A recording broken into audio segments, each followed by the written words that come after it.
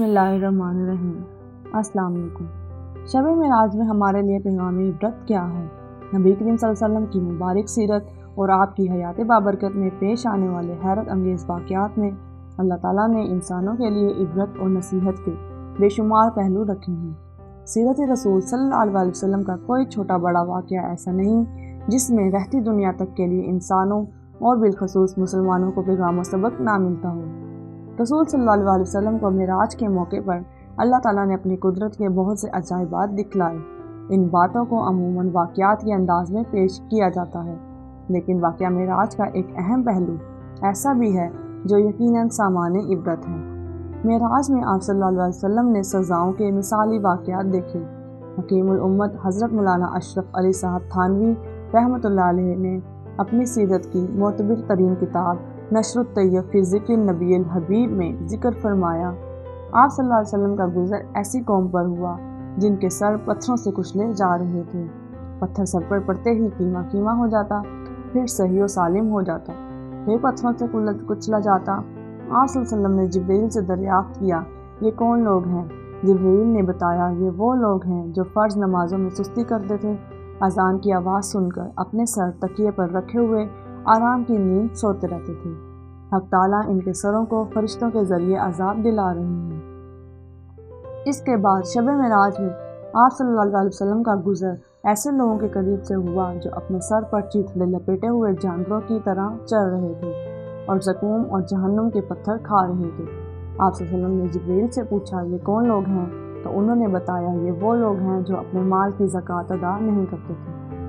پھر شب معراج میں آپ کا گزر ایسے لوگوں پر ہوا جن کے سامنے ایک ہانڈی میں پکا ہوا پاکیزہ اور دوسری میں کچا اور سڑا ہوا گوشت رکھا ہوا ہے، اور وہ اسی کچے اور سڑے ہوئے گوشت کو رغبت سے کھا رہے ہیں۔ آپ نے دریافت فرمایا، یہ کون لوگ ہیں؟ جبرائیل نے جواب دیا، یا نبی اللہ، یہ آپ کی امت کے ان لوگوں کی مثالی شکل ہے جو اپنی حلال و طیب بیوی کو چھوڑ کر غیر منکوحہ عورت سے اپنی خواہش پوری کرتے ہیں۔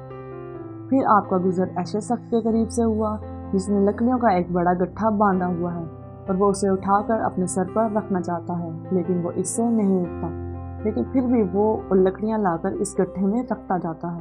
وزن کم کرنے کی بجائے اور بڑھتا جا رہا ہے۔ آپ نے دریافت کر فرمایا، یہ بوجھ اٹھانے والا کون ہے؟ جبرائیل نے جواب دیا، یہ ایسا شخص ہے جو لوگوں کو ایمانتیں اپنے پاس رکھ کر ان میں خیانت کرتا، پہلے لوگوں کی ایمانتیں ادا کرنے کی بجائے دوسرے لوگوں کی ایمانتیں رکھتا جاتا ہے۔ پھر آپ صلی اللہ علیہ وسلم نے دیکھا، ایک گروہ کے سامنے دسترخوان پر حلال اور پاکیزہ گوشت رکھا ہوا ہے، دوسرے دسترخوان پر سڑا ہوا گوشت رکھا ہوا ہے۔ وہ لوگ حلال گوشت چھوڑ کر حرام اور سڑا ہوا گوشت کھا رہے ہیں۔ پوچھنے پر بتلایا گیا، یہ ان لوگوں کی مثالی حالت ہے جو حلال روزی کو چھوڑ کر حرام روزی اختیار کرتے ہیں۔ پھر ایسے لوگوں کے پاس سے گزرے کہ ان کے پیٹھ کوٹھریوں کی طرح بڑے بڑے اور شیشہ کی طرح صاف و شفاف ہیں کہ ان کے اندر سانپ بچھو صاف نظر آتے ہیں۔ جب ان میں سے کوئی اٹھنا چاہتا ہے تو بھاری ہونے کی وجہ سے گر پڑتا ہے۔ بتایا گیا، یہ سود کھانے والوں کی مثال ہے۔ ایک جگہ سے پھر گزر ہوا، وہاں ایک چھوٹے سے پتھر سے ایک بڑا بیل پیدا ہوتا ہے۔ پھر بیل واپس پتھر کے اندر جانا چاہتا ہے، لیکن کوشش کے باوجود اندر نہیں جا سکتا۔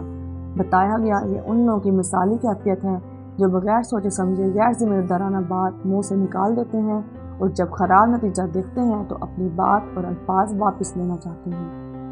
آپ صلی اللہ علیہ وسلم نے فرمایا، اس سفر میں ایسے لوگوں کے پاس سے گزرا جن کے ناخن تانبے کے تھے، وہ ان سے اپنا منہ نوچتے تھے۔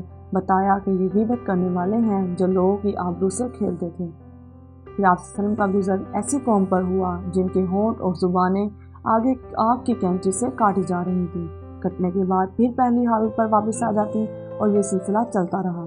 بتایا گیا، یہ لوگوں کو گمراہی میں ڈالنے والے واعظ ہیں۔ آپ صلی اللہ علیہ وسلم نے ایسے لوگوں کو دیکھا جن کے چہرے خنزیر جیسے تھے اور ان کی زبانیں پشت پر کھنچی ہوئی تھیں اور بڑے عذاب میں مبتلا تھے۔ جبرائیل نے بتایا، یہ جھوٹی گواہی دینے والے ہیں۔ ایک جگہ آپ صلی اللہ علیہ وسلم نے دیکھا کہ ایک گروہ آگ میں جل رہا ہے، ادھر جل کر راکھ ہوئے اور ادھر پھر پہلے کی طرح ہو گئے، پھر جلنے لگے۔ جبرائیل نے بتایا، یہ وہ بدقسمت لوگ ہیں جو دنیا میں اپنے والدین کی نافرمانی کرتے اور ستاتے تھے، جس کی وجہ سے وہ غصہ میں جلا کرتے تھے۔ اب یہ لوگ اس سزا میں خود جل رہے ہیں۔ اللہ رب العزت ہمیں تمام گناہوں سے محفوظ فرمائے، اور اگر ایسے گناہ سرزد ہو گئے ہوں تو ان میں سے توبہ کرنے کی توفیق نصیب فرمائے، آمین۔